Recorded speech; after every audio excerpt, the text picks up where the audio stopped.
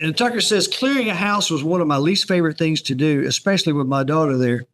Gently closing the door behind me, I held the pistol at high ready, the natural and familiar way I'd learned to carry it in such circumstances.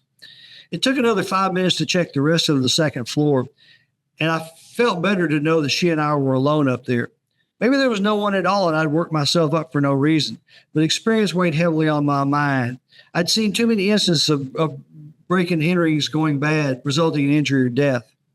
Night weighs heavy on people, and oftentimes we experience more dread or danger in the darkness than in the day. We've all been awakened in the night by some sound, and more than once laid in bed, imaginations running wild. It could have been my subconscious, but my wife Sarah Beth's voice told me it was real. Check on Chloe, she said in my mind. Something was threatening her, and I wasn't going to allow anything to happen to us. I paused at the head of the stairs for a moment, and I swore I saw a shadow pass at the bottom from left to right on the first floor, but it could have been my imagination. I had to make the rounds down there too. Descending stairs is a little safer than going the other way. There are shooting galleries for anyone waiting at the top, but going down, the higher position gave me a clear view of the dim hall and the doorways below.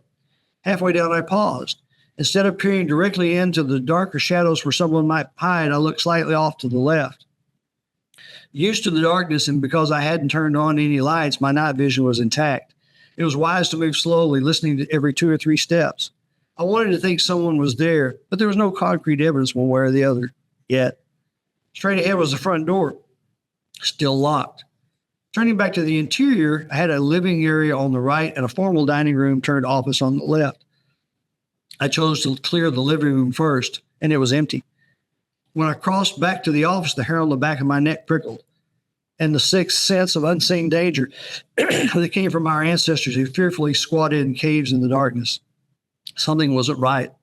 It was then I caught the strong odor of cigarette smoke, like the scent that emanates from the bodies and clothing of heavy smokers. My senses heightened, and that warning jangled in the back of my mind. It went into overdrive. I worked through the office and into the kitchen. Still no one, but the lingering smell wasn't my imagination. Something toxic in more ways than one had been in the house.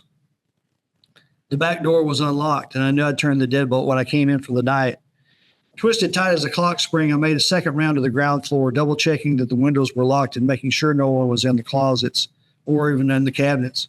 The cigarette odor was stronger in the kitchen, and I figured that's where the intruder spent most of his time for whatever reason. I wondered why. With the whole house wide open to investigate, what was the guy after? Thanks, everybody, for checking out this clip of Writers Drinking Whiskey. If you'd like to catch the full episode, click the link up here. And please be sure to like, comment, subscribe, and check out our members-only section. Cheers.